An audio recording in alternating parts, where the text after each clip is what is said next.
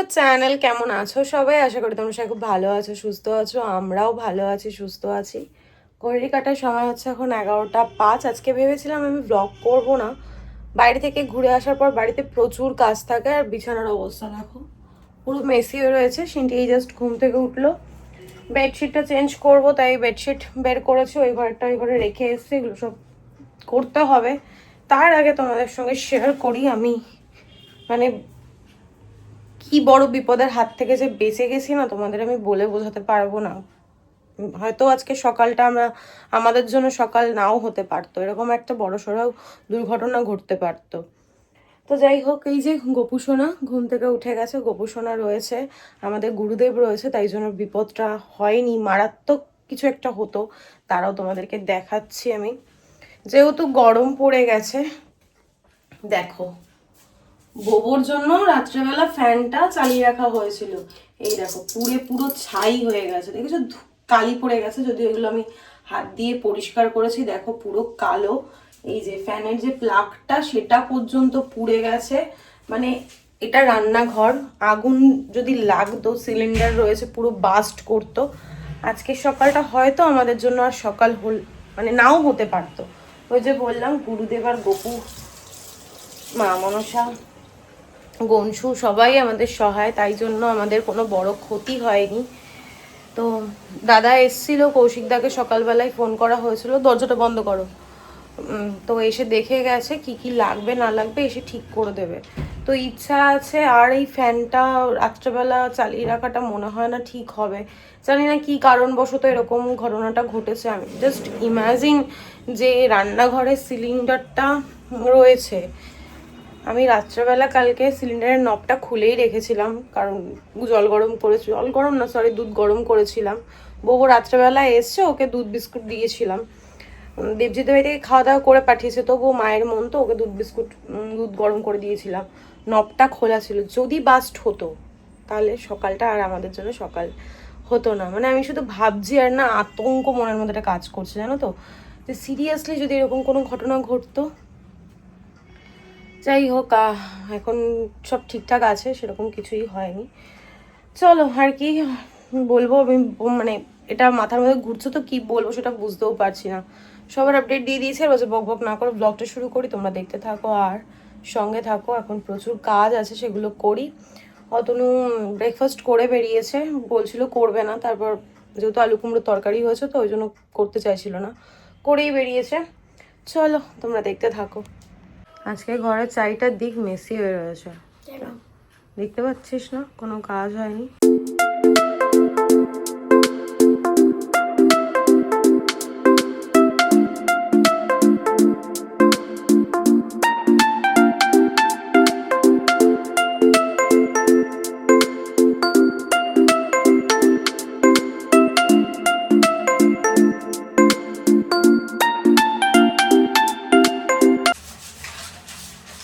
মশলার কৌটোগুলো না এত পরিমাণে নোংরা হয়েছে, একটু মেরে দিচ্ছে। মশলা ভিতরে আছে, উপর থেকে একটু মেজে ধুয়ে দিচ্ছি, যেহেতু এয়ারটাইট তো জল ভিতরে যাবে না। দেখো একদম চকচকে হয়ে গেল, সুন্দর। যেগুলো রান্নাঘরের সামনে থাকে, একদম রান্না বান্না করলে না একদম তেল কাজটা হয়ে যায়। চিমনি থাকলে পরে অত তেল চিটচিটে হয়, তাই সবই একবার করে একটু ধুয়ে মেজে নিই। অনেক কাজ এখনো বাকি আছে, কখন কোনটা করবো কে জানে। বালি কিচকিচ করছে, ইউটিউব থেকে অর্ডার করেছি। বাথরুমে মানি প্ল্যান্টটা দেখলাম নষ্ট হয়ে গেছে একদম। আর এই যে কোকোনাট ওয়াটার, সেটা না হলেই এখন চলবে না, এটা এখন আসতেই থাকবে। একটা বোতলে অর্ডার করেছি। মা একটা নেল পলিশ গিফট দিয়েছে, শিনু। কালারটা এটা কি আমার ফেভারিট কালার? একটা নেল পলিশ দিয়েছে। আর এর মধ্যে কি আছে? ও, এর মধ্যে আছে ঠাকুরের ফুল। এই যে ঠাকুরের সিংহাসনে রেখে দিই। চল, আগে এখন একটু ঠান্ডা হয়নি, জলটা খেয়ে।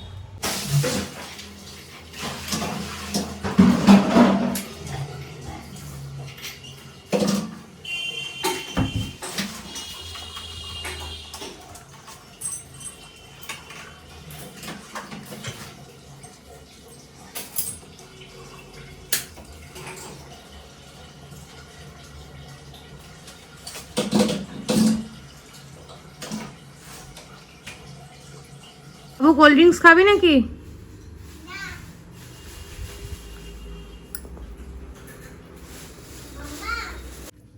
অনেকটা বেলা হয়ে গেছে, তাই শিনুকে বললাম পুজোটা দিয়ে দে সুন্দরভাবে। দেখো ফুল টুল সাজিয়ে, মেয়ে তো আমার বড় হয়ে গেছে, এখন নিজে নিজেই সব পারে।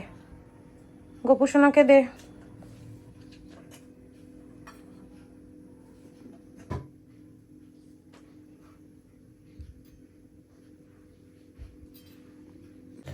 আজকে সবার প্রথম বোবল লাঞ্চ, চিকেন ভেজিটেবলস দিয়ে স্টু মতো করে দিয়েছে দিদি।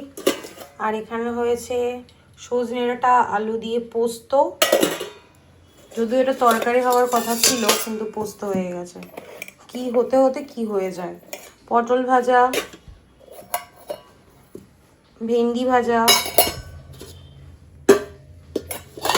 এর মধ্যে আছে ভেজিটেবলস দিয়ে ডাল। দাঁড়াও দেখাচ্ছি ভালো করে। মুগ ডাল, ভেজিটেবলস দিয়ে বিনস, গাজর আর কি কি দিয়েছে। ডালটা এত মোটা করে ফেলেছে কেন কে জানে। আর দেখো টিফিন বক্স খুলে দেখি সব মাছ ভাজাগুলো বিড়ালে খেয়ে নিয়েছে। দুখানা রয়েছে, পুরো বাটিটা ভরে 5 পিস মাছ ভাজা ছিল, 5 বা 6 পিস ছিল। এই যে বড় বিড়ালে খেয়ে নিয়েছে। একটাও আর পাবি নাই, দুটো, একটা আমি আর একটা পাপা খাবো, বাকি সব তো পেটে চলে গেছে। হবে না। ব্লিঙ্কিট থেকে আবার একটা কোকোনাট বাটার, আইসক্রিম, নিমকি অর্ডার করেছি। গরমকালে এগুলো খুব দরকার। এই ডাবের জলটা না অন্যরকম খেতে, খেয়ে দেখো একটু।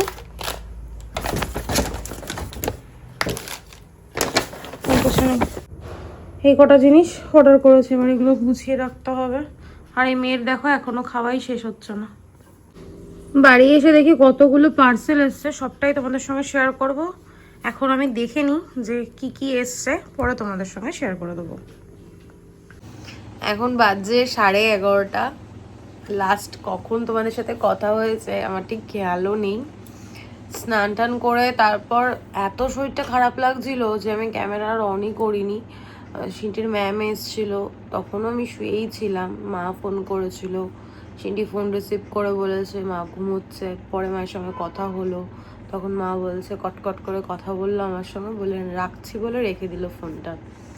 তো মা একটা দরকারি ফোন করেছিল, আর মায়েরও শরীরটা ভালো নেই, জ্বর এসছে। আর আমারও ভালো লাগছে না। কোথাও থেকে ঘুরে আসার পর না, যখন মানে ঘরে এত কাজ করতে হয় তখন একদম ভাল লাগে না। ঘুরতে যাওয়ার সিনটার শরীর ভালো লাগছে না, মানে একদম ভালো লাগছে না প্রথমত। দ্বিতীয়ত হচ্ছে ওই যে ব্লান্ডারটা হয়েছিল, মানে ওই সুইচ বোর্ডের মধ্যে ওরকম একটা শর্ট সার্কিট হয়ে গেছে, তো সেটাতে মানে আমি একটু ঘেটে গেছিলাম ব্যাপারটা নিয়ে, যেহেতু সিলিন্ডারটা ছিল। তারপর যখন ভাই এসে কাজ করছে তখন বললো না, ভয় সেরকম কিছু ছিল না, কারণ পাওয়ার ইউনিটটা অটোমেটিকই বন্ধ হয়ে যেত যদি কোনো রকম কোনো প্রবলেম হতো। জাস্ট প্লাগটা পুড়ে গেছে সুইচ বোর্ডের সাথে, ওইটুকু, ভিতরে কোনো রকম কোনো ক্ষয়ক্ষতি হয়নি। পরে ওটা চেঞ্জ করে দিয়েছে। তো সিন্টু মনে হয় ভিডিও করেছিলি বাবু ভিডিও যখন দাদা কাজ করছিল, তো সিন্টি তোমাদের সঙ্গে শেয়ার করেছে। আমি মানে ঘরের কাজ করতে করতেই আমি সময় পাইনি, তোমাদের সঙ্গে আমি কি কথা বলবো। অনেকগুলো পার্সেল এসছে, ভেবেছিল সেগুলো শেয়ার করব, সেটাও শেয়ার করা হলো না। অতনু চলে এসছে, এখন ডিনার করে শুয়ে পড়বো। তো চলো ডিনারটা করে নিই, তারপর ব্লগটা এন্ড করছি। জানি না আজকে কি ভিডিও করলাম, যদি মানে এই ভিডিওটা ছোট হয়ে যায় তো আমি কি কি কিনে নিয়ে এসেছি পুরুলিয়া থেকে সেগুলো তোমাদের সঙ্গে এই ভিডিওতে শেয়ার করে দেবো। যদি দেখি যে না ঠিক আছে 8-10 মিনিটের মতো হয়ে গেছে, তাহলে এটা এমনি নর্মাল ভিডিও আপলোড করে দেবো, পরে আমি জিনিসগুলো শেয়ার করে দেবো। দেখো এখন আমাকে আবার প্যান বসাতে হলো, আবার ডিমের অমলেট করতে হচ্ছে। কি বললো খাবে? 3টে ডিমের আবার পোচ বানাবো। আমি অমলেট ফমলেট পারবো না করতে, ভালো লাগে না আমার। আর খাটতে খাটতে আমার জীবনটা শেষ হয়ে যাচ্ছে। এই কুসুমটাকে ভেঙে দেবো না, তোমারটা এরকমই থাকবে? তুমি খাবে বলছো, যা খুশি। বাহ, টিভিটা আসতে দে। বাজে এখন 12:15, ডিনার কমপ্লিট। আমি শুধু ডিমের পোচ খেলাম, পোচ অমলেট যাই বলো খেলাম। আর ওরা খেলো অমলেট দিয়ে ভাত খেলো, কারণ ডাল তরকারি সবই নষ্ট হয়ে গেছে। দুপুরে লাঞ্চের পর খাবারটা ফ্রিজে রাখেনি, আমারও খেয়াল ছিল না। ওই যে বললাম আমি স্নান করে এসে যে শুয়েছি, আমার আর কোনো কিছুই মানে ভালো লাগছিল না, শুয়ে পড়েছিল না, ঘুমিয়েই পড়েছি। তো যাই হোক আর কি, কন্টিনিউ আর কি করবো। দাঁড়াও, এই দেখো একটা বড় ওয়াটার বোতল আমি নিয়েছি, জানি না কতটা জল আমি খাবো, কি করব না, এগুলো সব তোমাদের সঙ্গে শেয়ার করব।